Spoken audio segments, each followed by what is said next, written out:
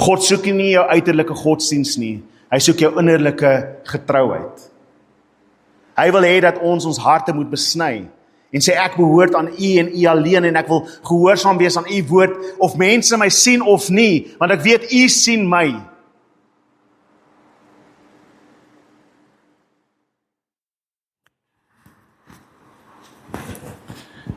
Daar ek net op te gedaag het. Is reg. Prys die Here. Ons is hier. Romeine 2 vanaf vers 17. Jy noem jouself tog 'n Jood. Jy maak staat op die wet en jy beroem jou op God. Jy ken sy wil en onderskei die dinge wat saak maak, omdat jy die wet onderrig word. Jy is daarvan oortuig dat jy 'n gids vir die blindes is, 'n lig vir diegene in die duisternis, 'n leermeester vir die onkundiges, 'n onderwyser vir klein kindertjies, omdat jy in die wet die beliggaaming van kennis en waarheid het. Jy dan, wat iemand anders onderrig jy nie jouself nie? Jy wat verkondig dat 'n mens nie mag steel nie, steel jy self?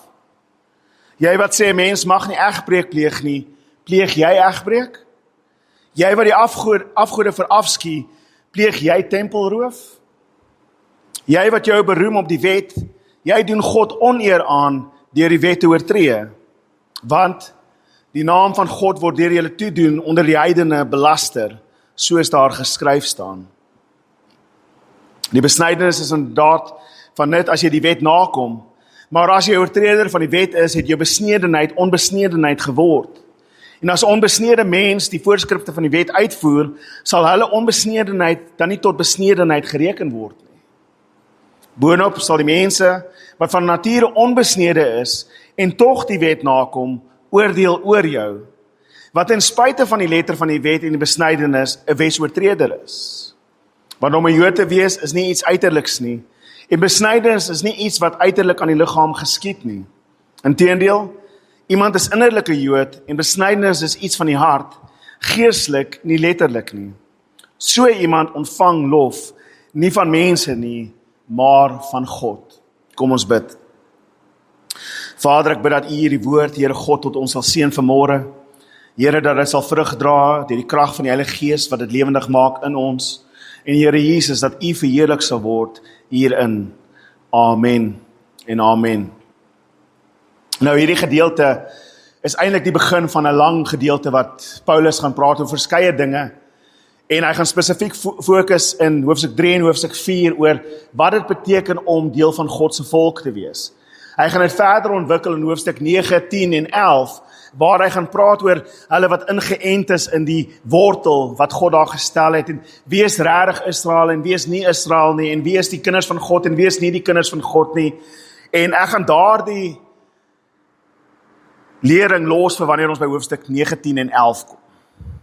Maar vanmôre wil ek fokus op Paulus se grondsbeginsel wat hy hierso begin neerlê vir ons, want hy het in die vorige gedeelte gepraat oor die mense wat dink dat hulle gered is as gevolg van die wet, wat regverdig is binne in God se wet.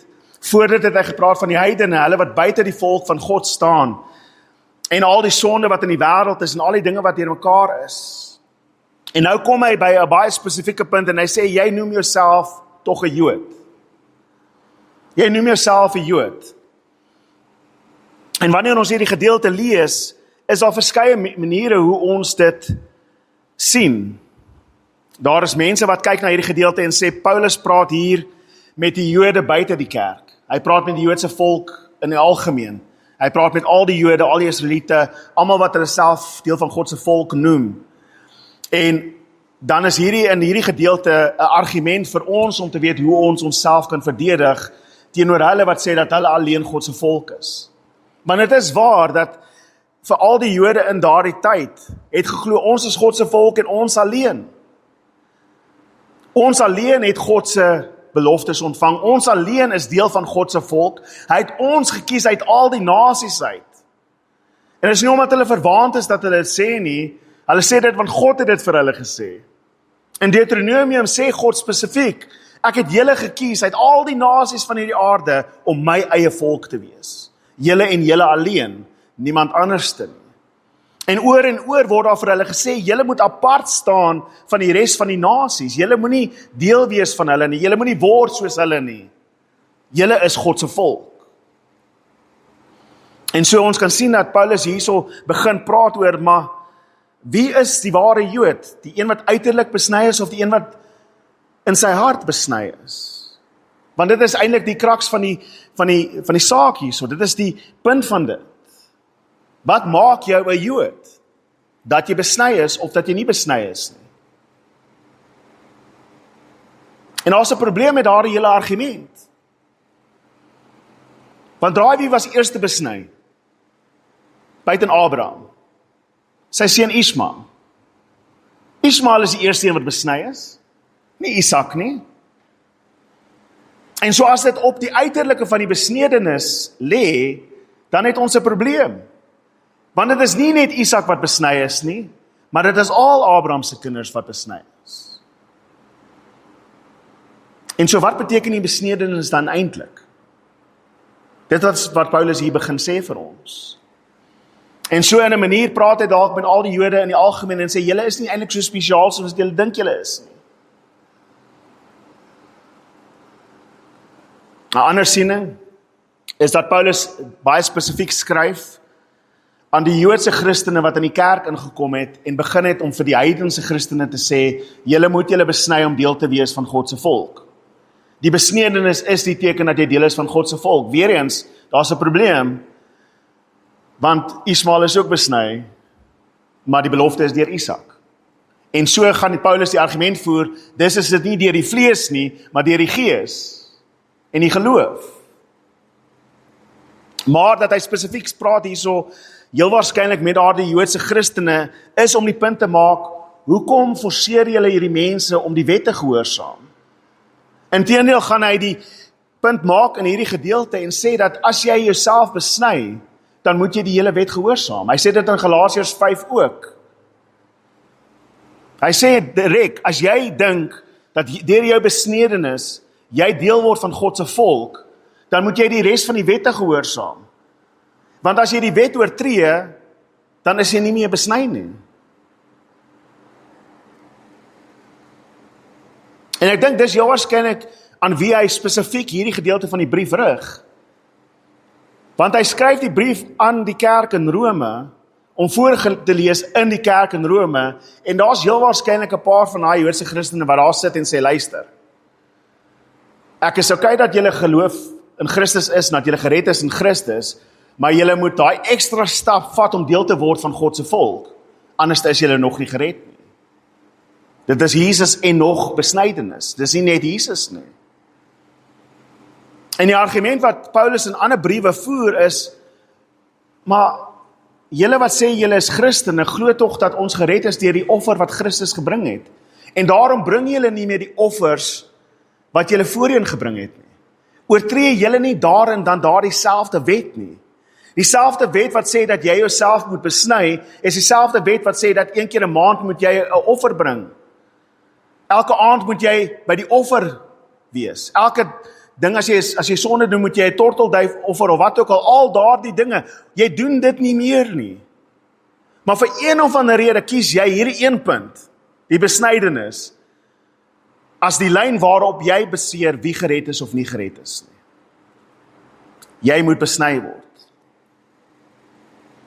Dit is asof dit die lyn geword het waarop die kerk van God verdeel word. Is jy besny of is jy nie besny nie? Daar is nie eens ter sake dat jy gehoorsaam is of ongehoorsaam is nie. Al wat hulle vra is jy besny of is jy nie besny nie? En ons het dalk nie daardie groot argument vandag in ons kerk baie nie, maar ons het soortgelyke dinge. Dalk nie besnedenis nie. Maar jy weet, partykeer het ons as kerke daarom maar vreemde dinge wat ons sê die belangrikste punte in ons geloofbelydenis is. Jare terug was dit, jy kan nie as 'n man in die kerk kom sonder 'n das en 'n hoed nie. 'n Das en 'n hoed en 'n jas, of 'n baadjie. Jy durf nie daar met jeans instap nie, genigtig, jy is ongered soos 'n klip. Vrouens wat broeke aantrek, hoe durf jy? Ek het al voorheen gesê, waar is julle kopkappies, vrouens? Julle moet doek op julle koppe dra. Jare terug was daar 'n beweging, julle ken hulle seker vandag nog, die blou rokke. Het julle al gehoor van hulle? Ek weet nie of almal dit onthou nie. Die blou rokke, die mans dra bruin klere en die vrouens dra blou rokke, omdat een of ander tannie 'n visioen gesien het van vrouens in blou rokke en mans in bruin suits. En sy het gesê, dit is die heilige klere van God. En dis die lyn. Dit is die lyn. Ons doen dieselfde ding en daarom dink ek, alhoewel Paulus direk skryf aan die Joodse Christene, dink ek, praat hy so 'n bietjie met ons ook deur die 2000 jaar, is die Heilige Gees besig om met ons ook te praat en sê, as kerk, wat is die besnydenis wat julle aanvashou? Wat is die fisiese dinge wat julle sê, dat as jy hierdie dinge het, dan is jy gered? Want ons sien ook in die laaste 2 eeue veral, het daar 'n horribale ding ontwikkel in die wêreld. Eintlik is dit al 3 eeue lank. Maar daar is die groepe mense wat vir een of ander rede glo dat hulle is die verlore stamme van Israel. En jy kry hulle onder verskillende groepe. Daar is die Britse Israeliete. Dit is 'n beweging wat daar in die 18de eeu begin het. Interessant, as gevolg van 'n boek wat 'n Franse man geskryf het. Ek weet nie hoe die Britse Israeliete by die Franse ou uitgekom het nie, maar die ou het 'n boek geskryf en sê nee, al die mense in Europa is afstammelinge van die 10 stamme van Israel wat teruggegaan het na die noorde toe. Hulle is weggevoer in die wêreld in en toe het hulle opgegaan na die noorde toe en die Europeërs is die ware Israel. Ons het daardie beweging begin kry in ons eie land met die nasionalisme wat plaasgevind het in die 1920s, 1930s, wat die Afrikaner volk gesê het, ons is die beloofde land, ons is die afstammeling van, ons is die ware Israel, die volk van God. Daar is die swart Hebreërs in Amerika, wat glo dat al die Afrika stamme is van die oorspronklike volke van Israel af. En elke groep dink dat as ek kan sê dat ek is 'n afstammeling van hierdie verlore stamme van Israel, dan is ek werklik God se volk en al die beloftes in die Bybel behoort aan my. Wat 'n nonsens, sê Paulus, is dit. Want jou vlees bepaal nie jou saligheid.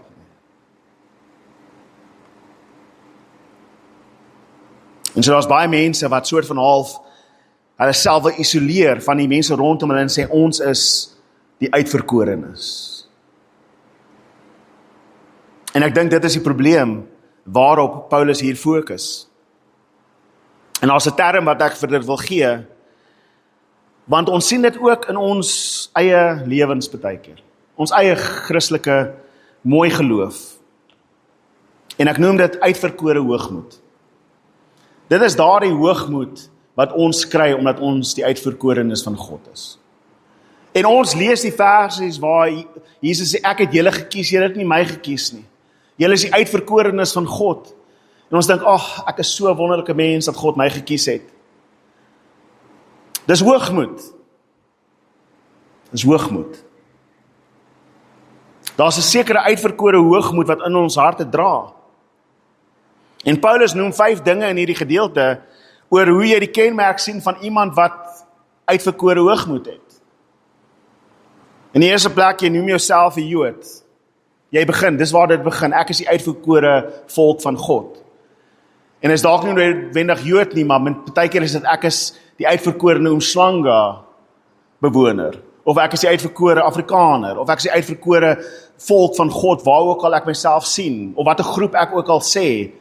Ek is die uitverkore groep in Kingsway Umhlanga wat op 'n Sondag hier vergaar. Ons alleen is die mense wat hemel toe gaan.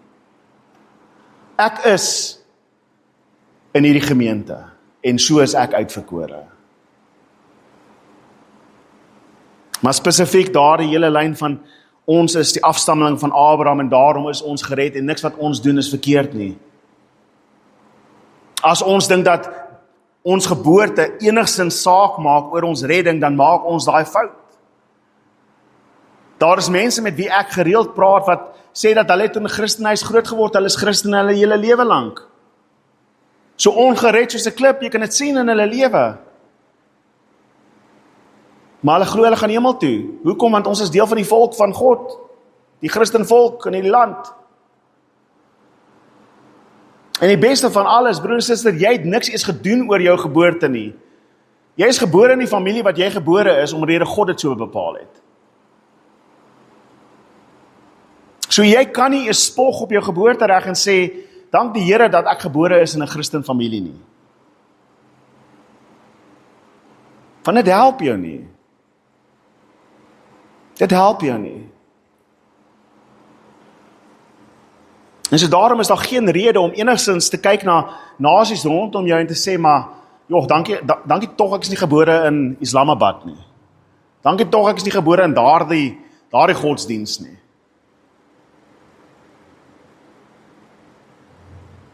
Want dit is om te dink dat die Here nie mense daar kan red nie. Verstaan jy wat ek sê? Wees dankbaar dat jy in hierdie land, wees dankbaar vir jou geboorte. Ek sê nie jy moet ondankbaar wees en sê, Here, ek spyt dat ek hier gebore is in hierdie land nie. Nee. Maar om te dink dat jy beter af is as die ander persoon, is sinneloos. Dis om te dink dat God net ons uitgekies het en nie hulle nie. Maar God red mense uit elke stam, volk en taal, elke agtergrond. Maak saak waar hulle is nie, as God besluit om iemand te red, dan red hy hulle. En jy, broer en susters, vanmôre hier, gered deur God, deur sy genade en nie deur jou eie geboortereg nie. So waarom spog jy op jou geboortereg? Ek wees bly oor jou kultuur en alles, ek sê nie jy moet dit weggooi nie. Maar wanneer dit kom by jou geloof, wanneer dit kom by jou hart, is jou nasionale identiteit glad nie belangrik nie. Want Paulus gaan dit oor en oor sê, daar is nie meer Jood of Griek nie, maar daar is hulle wat gered is en hulle wat nie gered is nie. Dis die lyn. Dis letterlik die lyn. Ons sal later, wanneer ons by hoofstuk 9, 10 en 11 kom praat oor God se plan met Israel. Ek wil nie te veel daaroor gaan nie. Maar vir hierdie rede kom ons fokus op dit. Die tweede een is jy beroem jou op God. Die tweede is jy maak staat op die wet.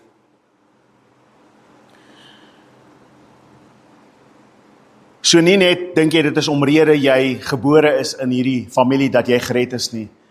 Nee, jy dink dat as jy al die uiterlike dinge van die wet nakom, dan is jy gered.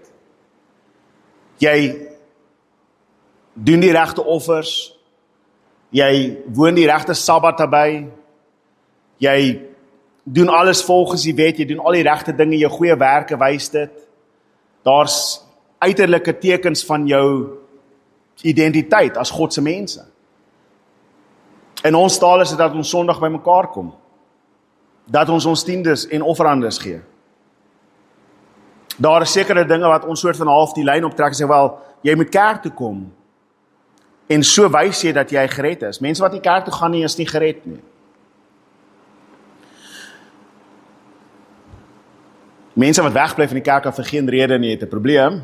Ons sal dit op 'n ander dag aanhaal. Maar broer en suster, om al die sonde by te woon, maak jy nie gered nie. Om al die uiterlike dinge na te kom, maak jy nie gered nie. En is dit nie so interessant dat daar baie kerkers wat begin fokus op hierdie ding van, ons moet teruggaan na die Sabbat toe nie. Ons moet weer Saterdag kerk, want dit is die eintlike heilige dag van God. Jy het die 7de dag Adventiste, jy het ander groepe wat dieselfde dinge het. Jy het selfs mense in die AGS wat daai dinge begin aanhaal. En sê ons moet half daardie Hebreëse dinge terugkry, ons moet dit weer herstel in die kerk. En so ons gebruik net die Hebreëse naam van Jesus, Yeshua.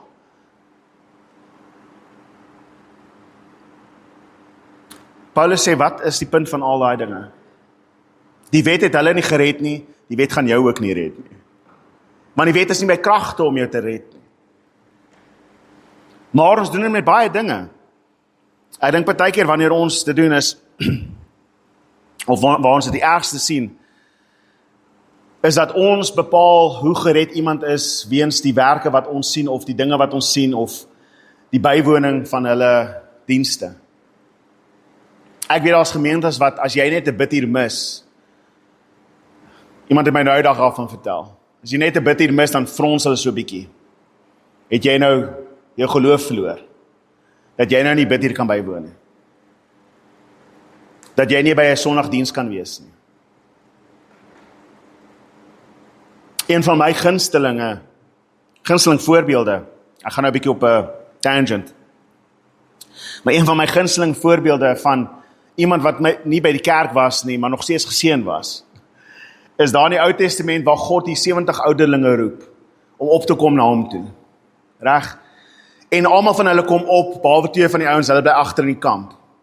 En God vat 'n gedeelte van sy gees wat op Moses lê en hy stort dit uit op hierdie mense wat op die berg is, hierdie ouderlinge wat op die berg is, en hulle begin te profeteer. En hulle begin God se naam groot te maak en dit is net amazing, hulle word gedoop met die Heilige Gees. Die 2 wat nie daar was nie, raai wat gebeur met hulle in die kamp. Hulle begin te profeteer. En die Gees van die Here kom op hulle. En Josua sê, moet ek hulle gaan stil maak, want hulle was nie hier nie.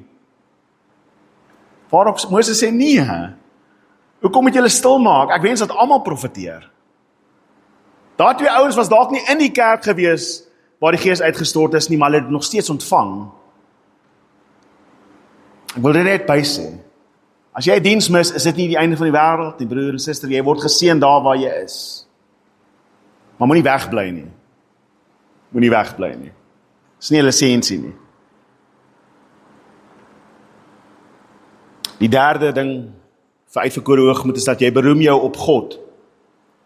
Nou hier bedoel ek nie, natuurlik moet ons beroem op God, want hy het alles gedoen.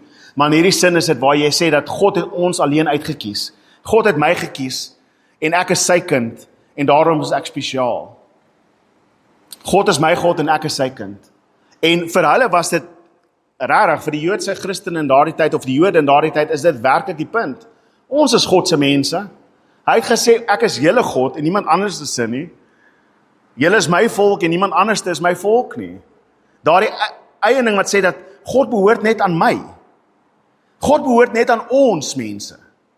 Nou ek sê nie by enige punt dat ons sê dat die gode van die ander afgode en die ander godsdienste waar is nie. Absoluut nie, daar is net een God. Maar om te dink dat hy net aan ons behoort en ons hoef nie die evangelie te deel met hulle nie, dis waar die probleem lê. Want ons dink, ten minste aanbid ek die lewende God, nie daai dwaase fools nie. Ek behoort aan God en God behoort aan my. Ek gaan nie eens praat met hierdie ander mense nie. Hulle het hulle eie gode en hulle is niks werd gode. Dis hoogmoed, om te dink dat ons die enigste mense is wat God gekies het. Hoe maklik besluit ons wie gered word en wie nie gered word nie. Dis hoogmoed. Vierde ding wat hy noem is, jy ken die wil van God. Hy sê, jy ken mos die wil van God. Ek weet, God sal so doen, en ek weet, God sal nie dit doen nie.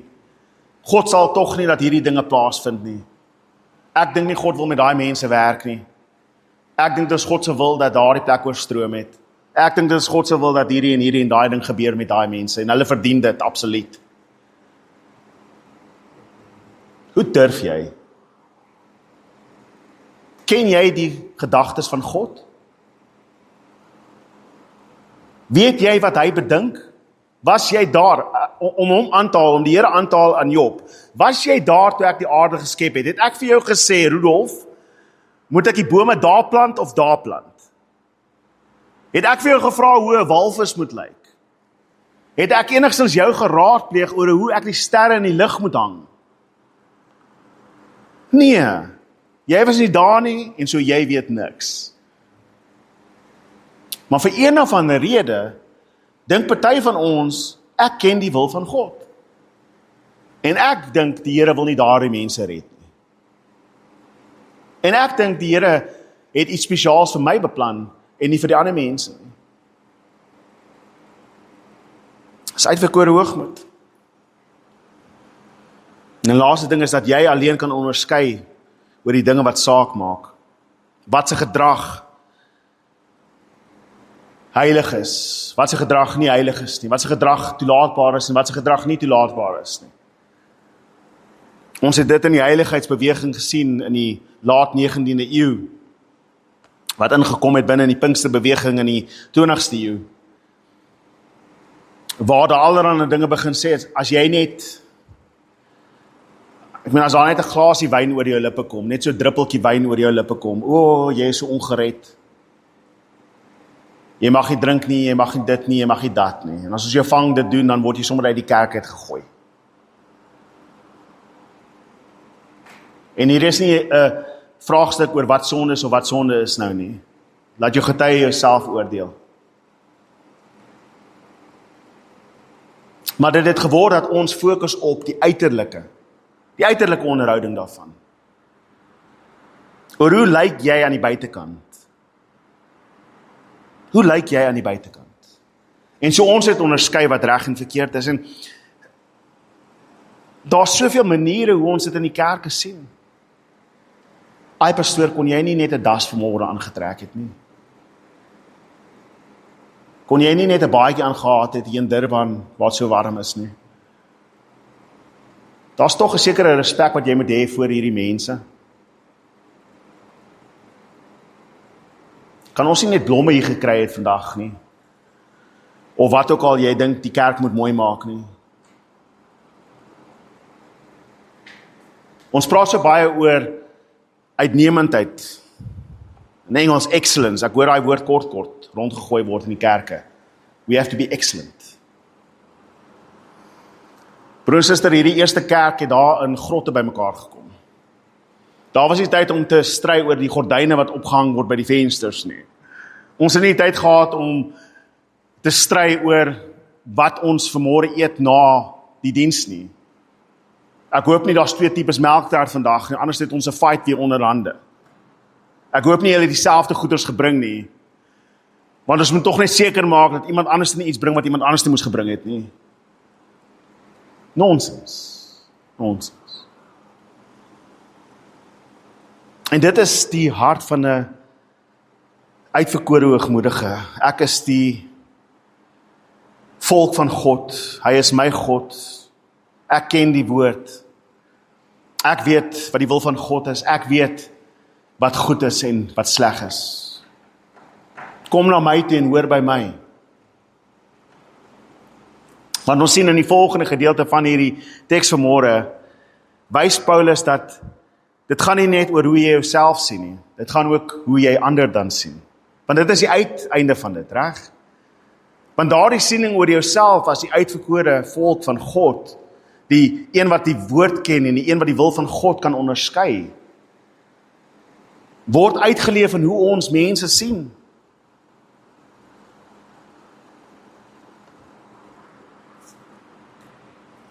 Hy sê daar, jy is oortuig dat jy gids is vir die blindes. So jy dink almal anders is blind. Jy alleen kan sien. Ek weet wat reg is. En ons ken mense soos dit. As jy net iets noem in 'n gesprek, nee, maar laat ek jou nou eintlik vertel wat dit eintlik is. Partykeer is ek seker daai persoon, ek weet nie. 'n gids vir die blindes, want julle almal anders is blind, ek alleen sien dit. En jy sien dit in die manier hoe hierdie persone op die internet hulle gesprek voer. Ek weet nie of jy dit al gesien het nie. Soos nie, hulle punt is reg, julle almal anders is blind. Vir die laaste 2000 jaar was die kerk verkeerd. Ek alleen gaan vir julle wys wat die waarheid van God se woord is. Niemand anders was reg voor my nie, en niemand gaan reg wees na my nie. Die res is blind. Ek is die lig vir die wat in duisternis is. As dit nie was vir my wat hierdie woord vir julle kon verlig het nie vanmôre, was julle almal nog dood in julle sonde. Ek praat nou soos 'n dwaas hier, verskoon my. Ek klink nou soos die ou. Ek hoop nie ek is ooit die ou wat dit vir julle sê nie. En die Here moet my vergewe as ek ooit van julle dink. Maar sommige mense dink hulle is die lig wat instap by 'n plek. Was dit nie vir my verligte gedagtes nie, sou julle nie geweet het nie. Ek is 'n leermeester vir die onkundiges.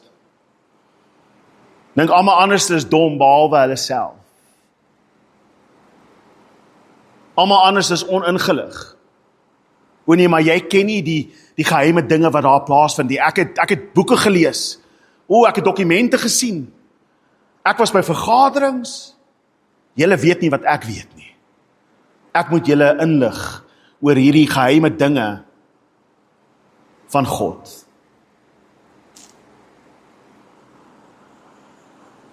Ek is onderwyser vir klein kindertjies. Ek sien julle as niks behalwe klein kindertjies nie. Julle kan nie self besluit wat reg en verkeerd is nie, ek moet vir julle sê wat reg en verkeerd is. Ek is een wat julle pak slaag moet gee, as julle nie luister nie. Daardie kom alles uit uitverkore hoogmoedigheid uit. En dit is maklik vir ons om te kyk na dit en sê, dankie tog, ek is nie soos dit nie. Maar partykeer is ons. En die Here moet ons vergewe dat wanneer ons ooit op 'n punt kom waar ons dink, dat ons uitverkorenheid, ons geredheid, ons saligheid, ons beter maak as die persoon daar buitekant, dan moet ons bely voor God en sê, vergewe my. Want as ons reg dink oor dit alles, dan besef ons dat ons is gebroke kleipotte wat mense moet vertel van Jesus. Ja, ons skyn lig in die duisternis, maar dis nie ons lig nie, dis God se lig. Ja, ons verkondig aan hulle wat blind was. Ja, daar is onkundiges. Ja, daar is mense wat soos kleinkinders optree. Ek sê nie dit gebeur nie. Maar wanneer ons met hulle praat, moet ons nie werk uit 'n punt van hoogmoedigheid nie. Dankie tog, ek is nie soos hulle nie. Dink aan die fariseer wat gebid het in die tempel. Dankie tog, ek is nie soos daai tollenaar nie. Dankie tog, ek gee my tiendes. Waarop Jesus sê, daardie ou is nie gered nie. Daardie fariseer met al sy wette en met al sy gehoorsaamheid is nie gered nie. Maar die tollenaar wat besef dat hy is dood in sy sonde, en die Here vra vir vergifnis, hy is die een wat regtig gered word. Wat geloof het.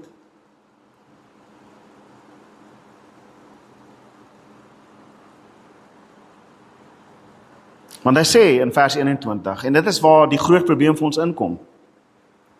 Vers 21 tot 23. Hy sê, jy wat iemand anders onderrig jy nie jouself nie. Maar het is maklik om vinger te wys na die mense. Maar jy wat sê dat jy moet egbreek pleeg nie, pleeg jy nie ook egbreek nie? Jy wat sê dat hulle nie sekere sondes mag doen nie, afgode aanbid nie, pleeg jy nie partykeer tempelroof nie?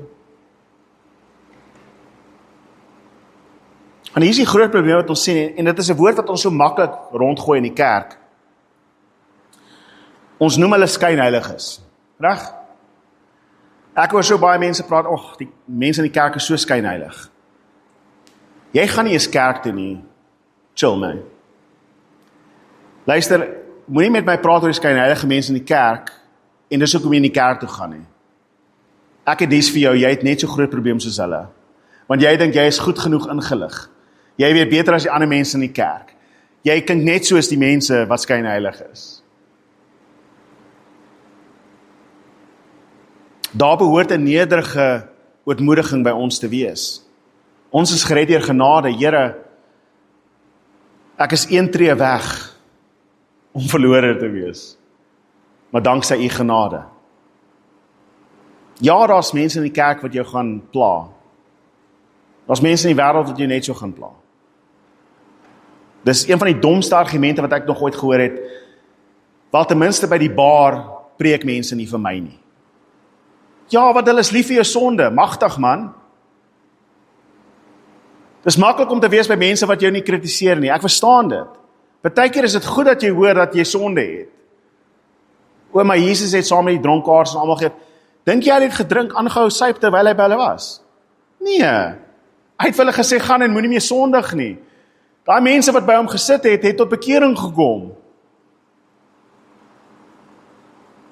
Ek wil dit net terloops noem, ons moet verstaan, ek praat nie hier van, ons laat almal toe dat hulle doen wat hulle wil nie, absoluut nie. Maar ons besef terselfde tyd dat ons kan nie sê dat omrede ek uiterlik so vroom lyk, dat ek 'n oordelaar kan wees oor ander mense nie. Dis waar die probleem kom. Want dit is maklik om uiterlike Christen te wees. Broer en suster, dit is so maklik. Jy kom kerk op 'n Sondag, jy betaal jou tiendes op sy tyd. As ons 'n liedjie sing wat sê steek jou hande op, dan steek jy jou hande op. As ek 'n liedjie sing wat sê klap jou hande, dan klap jy jou hande. As ons nagmaal gebruik, dan vat jy die brood, jy vat die wyn. Jy doen al hierdie uiterlike dinge. En dan gaan jy huis toe en jy sondig waar niemand jou kan sien nie.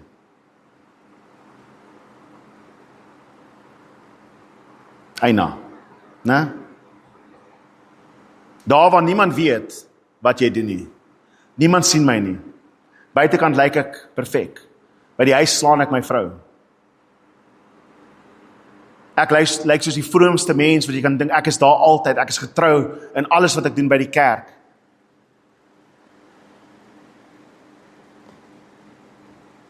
Hoeveel pastore in die laaste jaar het ek al gehoor wat geval het, weens verskeie redes. Een van die mees onlangstes was nou een van die apostel / profeet, wat ook al homself noem, Chris Reed. Hy het al in 'n profesie gedoen en toe kom dit uit. Iets gebeur in die wêreld, dan backdate hy sy foon na 'n jaar voor dit toe, skryf 'n profesie en upload dit, asof hy dit dan gesê het. Okay? So ek lyk soos die groot profeet wat dinge vooruit gesien het. My ma, dis vals hy daai. Of, voordat hy na gemeente toe gaan, dan vind hy uit wat sy gemeentelede is in die gemeente. Hy gaan op hulle Facebook profiles, hy doen ondersoek in hulle lewens en sulke goeders, dan staan hy op die stage en hy sê, daar's iemand met 'n hond, sy naam is Rufus of wat ook al, die Here het hierdie woord vir jou. Die man het alles op Facebook gaan research, man. En toe kom het nog verder uit, nie net dit nie, maar hy slaap rond met meeste van die vrouens op die raad. Genigtig, man. En dis net een van die kleines. 'n ander baie vrome prediker, goeie leraar van die woord, goeie teoloog. 15 jaar lank het hy 'n buiteegtelike verhouding met 'n jong vrou gehad. Vir 15 jaar. Hoe steek jy dit weg vir 15 jaar? Jy word genooi na konferensies toe, om ander mans toe te spreek oor heiligheid.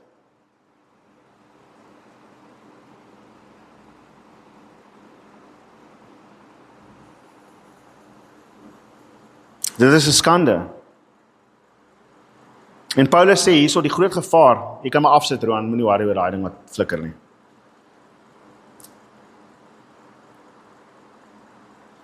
Paulus sê die grootste gevaar van hierdie hele ding is, julle is die rede hoekom mense God belaster.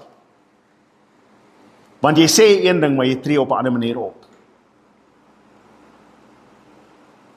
Ek tog jy's 'n Christen. Nou ek praat nie van die mense wat valse goeie getuienis teenorbring. Ek praat wanneer dit regtig is wanneer jy soos 'n vark opgetree het en iemand kyk na jou en sê, maar dit pas nie by jou Christelikheid nie. En die wêreld weet, dit pas nie by jou Christelikheid nie.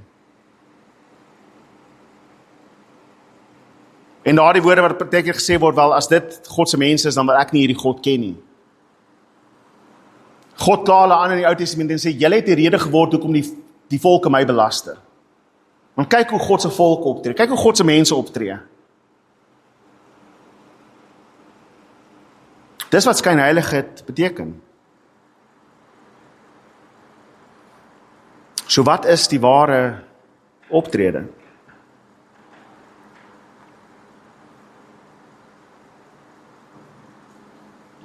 Paulus sê dat gaan nie oor die besnedenis van die vlees nie. Want hulle wat onbesnede in die vlees is, kan tog die wet van God nog steeds gehoorsaam. Terwyl hulle wat besny is, dit ongehoorsaam. En so dit gaan nie oor daardie vleeslike besnedenis nie. Dit gaan nie oor die uiterlike teken nie, maar dit gaan oor die besnedenis van die hart. Maar hy is nie die eerste een wat dit argumenteer nie. Hy is nie die eerste een wat dit opbring nie. God self sê in Deuteronomium 10 vers 16, hy sê, besny die vooruit van jou hart en moenie langer hardnekkig wees nie. Stefanus gaan in Handelinge 7 later sê, julle is nog steeds so onbesnede, julle hardnekkige mense. En dit sê hy aan die Jode, julle is onbesnede in julle harte. Die Here is immers julle God, hy is die God van die gode en die Heer van die Here, die groot, die magtige, die ontzagwekkende God wat onpartydig is en geen omkoopgeskenk aanvaar nie. Hier is die probleem. Hulle dink dat solank ek myself besny, kan ek God omkoop. Solank ek tiendes betaal, kan ek God omkoop. Solank ek hierdie dinge doen, kan ek God omkoop en lyk soos 'n goeie Christen en die Here gaan my seën. Nee, besny jou in jou hart. Want dit is nie die vleeslike besnedenis nie. In Jeremia 9 lees ons, en dit is my so interessant, God sê in Jeremia 9 vers 25, hy sê, dat ek sal almal straf, wat bloot in die vlees besny is. Ek gaan almal straf, wat net in die vlees besny is. En die interessantste stuk van daardie gedeelte, gaan lees dit maar in Jeremia 9 vers 25, as julle my nie vandag wil glo oor dit nie. Jeremia 9 vers 25 tot 26. Ek gaan almal straf wat in die vlees besny is, en dan noem hy Egipte, Israel, Moab, die seuns van Ammon, hulle almal besny. Dit beteken niks nie, want hulle is nie besny in hulle harte nie.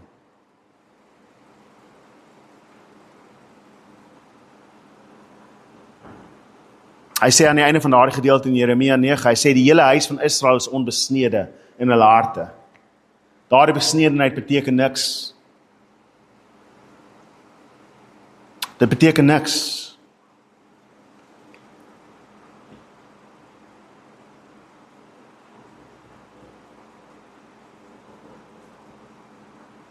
Ek dink ons moet by 'n punt kom, broer en suster, en dit is die uiteinde van hierdie gedeelte wat Paulus noem. Hy sê mense wat fokus op daardie uiterlike dinge van hulle saligheid, dat ek kerk toe gaan op die regte tye, dat ek al hierdie dinge doen wat verwag word van my as 'n Christen. Jy het dalk die lof van mense, maar jy het nie die lof van God nie. En so dit is hoekom die titel van hierdie boodskap is, soek na die lof van God. God soek nie jou uiterlike godsdiens nie, hy soek jou innerlike getrouheid. Hy wil hê dat ons harte moet besny, en sê ek behoort aan U en U alleen, en ek wil gehoorsaam wees aan U woord, of mense my sien of nie, want ek weet U sien my.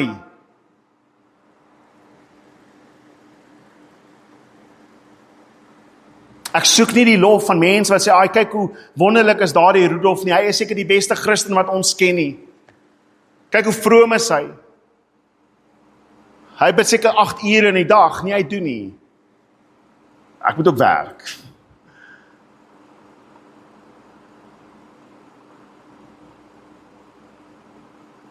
Ons moet bekommerd wees nie oor hoe mense ons sien nie, maar oor hoe God ons sien. En dis hoekom ek vanmôre in die aanbidding gesing het. Ek gee my oor aan U, o Heer, met my knie gebuig voor U. Want dit is die hart waarmee ons na God toe moet gaan. Elke dag. Here, ek is nie beter as die mense daar buite nie, behalwe dat U my gekies het. Maar dit is nie uit myself uit nie, dit is nie my eie vroomheid nie, dit is nie my eie mooiheid nie, dit is omrede U besluit het om dit te doen. En daarom behoort ek dieselfde genade aan hulle te bewys en sê, Here, red hulle ook. Nie om te kyk na die mense wat nie soos jy is en sê, hulle is simpel nie. Ek hoor dit heeltemal te veel. Ag, kyk, hy is simpel mense. Hulle is dwaas in hulle sonde. Ja, hulle is. Maar jy was ook daar. Jy was ook daar. Soek die lof van God. Ek wil 'n laaste gedeelte lees in 2 Timoteus 3. Nou van julle ken hierdie gedeelte baie goed. Want as daar nou een gedeelte in die skrif is wat regtig verkeerd toegepas word, is dit hy. 2 Timoteus 3 vers 1 tot 5. Julle behoort hom goed te ken. Dit moet jy weet, in die laaste dae gaan daar moeilike tye kom, want die mense sal selfsugtig wees, geldgierig, grootpraterig, aanmatigend, godlasterlik, ongehoorsaam aan hulle ouers, ondankbaar, goddeloos, ongevoelig, genadeloos, beledigend, sonder selfbeheersing, wreed, sonder liefde vir die goeie, verraaiers, roekeloos, hooghartig, lief vir plesier eerder as vir God. Julle ken daai stuk, né? En meeste van ons as hom lees, is soos, ja, nee, kyk na die wêreld, my maat, daardie mense dis hierdie lot. In die laaste dae, sekerlik is al hierdie dinge in die wêreld die tekens van die laaste dae. Al die mense daar buitekant is hierdie dinge, geldgierig en grootpaterig en al hierdie dinge. Maar as jy hierdie gedeelte reg lees en die versie net na hom lees, besef jy dat Paulus is nie besig om te praat oor die mense buite die kerk nie.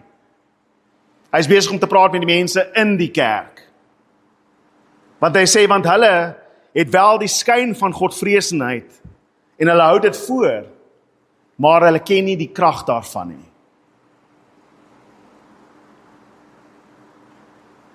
En as jy nog steeds wonder of ek ernstig is dat hy bedoel die kerk, as jy die res van daardie gedeelte in Timoteus lees, dan sê hy dat hierdie is die mense wat in die kerke indring en die mense en die vrouens begin wegvoer met allerlei filosofieë en allerlei dinge af.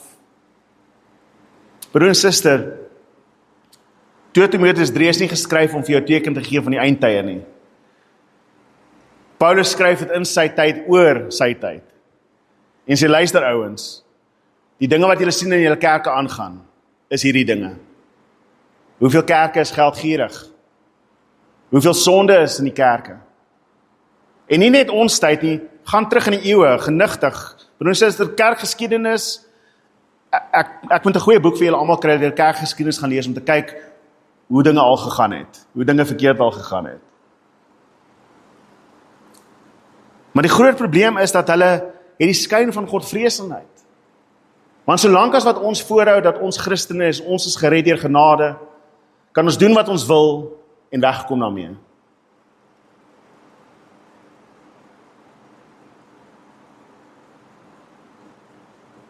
So Paulus sê elders, hy sê ons kan net roem in die kruis van Christus. Want deur die kruis is ek gekruisig vir die wêreld vir my. Dis in Galasiërs. Om besny te wees in die hart, broer en suster, is om vas te hou aan Jesus en sy verlossing. En nie staat te maak op jou geboortereg of jou gehoorsaamheid nie. Jy is gehoorsaam omrede hy jou geroep het, omdat hy jou gered het. Jy is gehoorsaam omrede hy jou Here is, dis waar dit moet begin. Mag ons nooit op die punt wees waar ons hoogmoedig is in ons uitverkorenheid nie. Ons behoort nooit op die punt te wees waar ons dink, ons is gered omrede ons spesiaal is op een of ander manier nie.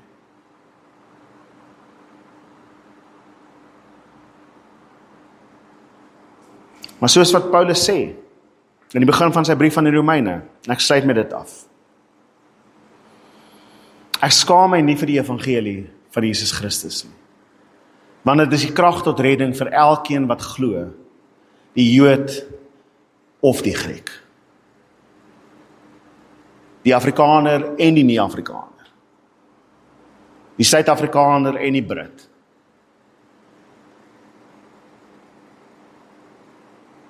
Die Rus en die Oekraïne persoon. Die ou in Iran en die ou in Israel. Ek moet begin verder wegstaan, dan gaan nou klippe gegooi word.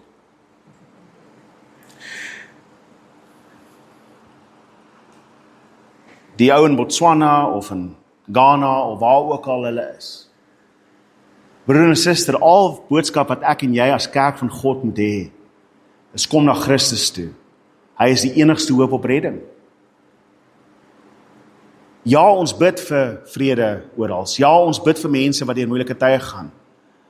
Maar mag dit nooit 'n ding word waar ons sê dat hierdie groep mense is klaar ongered en so hulle mag sterf en hierdie lot moet lewe omrede hulle God se volk is nie. Op die einde van die dag is ons almal mense. En elkeen van ons het gesondig en nie een van ons is geregtig nie. En die enigste hoop wat enige mens op hierdie aarde het, Jood of Griek, is om in Christus Jesus te glo. So laat dit ons fokus en ons boodskap altyd wees. Dis wat Paulus hier vir ons probeer sê.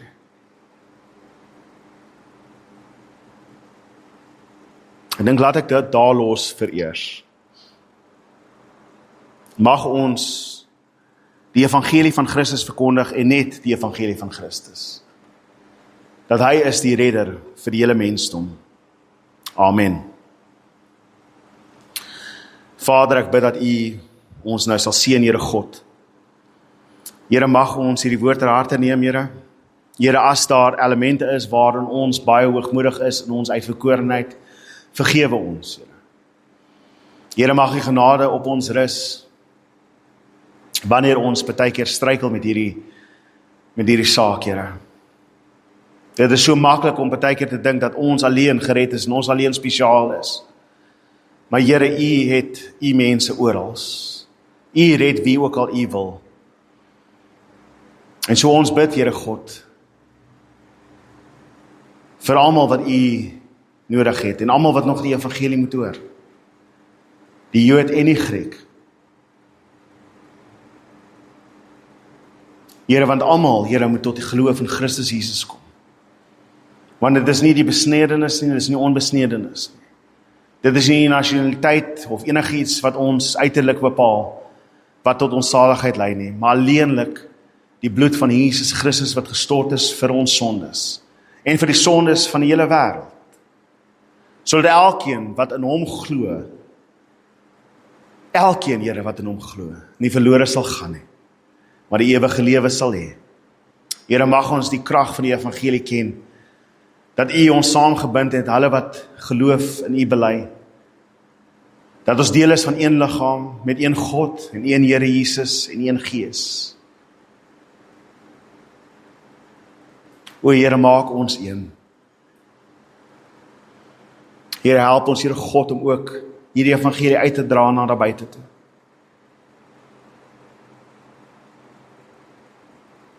Here, en dan bid ek nou vanmôre dat wanneer ons bietjie gaan gesellig wees en saam kuier, Here, mag U Gees ons nog steeds daar verder saambind.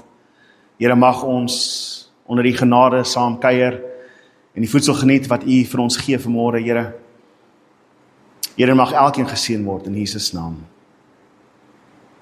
Selfs hulle wat by die huis is vanmôre omdat hulle siek is, Here, bid ek die genade oor hulle. Amen en amen. Dankie broer en suster, gaan in die seën van die Here, kom ons gaan geniet bietjie 'n koekie en 'n teetjie en ek weet nie wat anders daar is nie. Blessings.